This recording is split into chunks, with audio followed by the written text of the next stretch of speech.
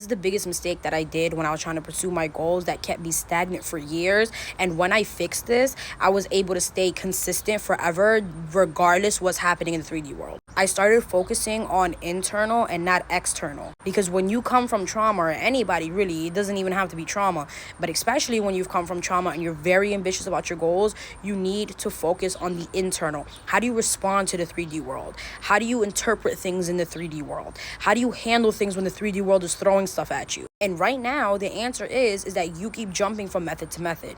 You feel anxiously attached to your goals.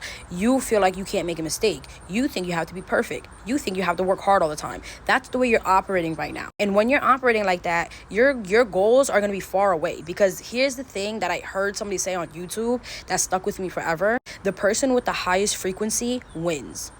We're all trying to go towards the same goal, but the one that's going to get there is the one that has the highest frequency. And what I mean by highest frequency is not some spiritual bullshit, but the one that can actually respond to the things that life is throwing at you much better and bounce back much better and faster than the next person that's going to be able to get there the fastest. So when you can stop focusing on my environment is not prepped for me to succeed, people in my life are too toxic, whatever excuses that you have, they can be valid excuses, but they're not going to get you to where you need to go. So when you can cut that out and only focus on what you can control, which is you, but you prep your mind to do that, that's when you're going to be able to get the highest frequency, and you're going to be the one that gets there in the end. You're going to be the one to actually have the body you want, to be able to have the money you want, to be able to have the relationship you want, to be able to not let anything control you, because that's the goal at the end of the day. We all just don't want to be controlled by shit, and we want to be free, and we want to be free using our creativity. When I changed this, I was able to finally start losing weight.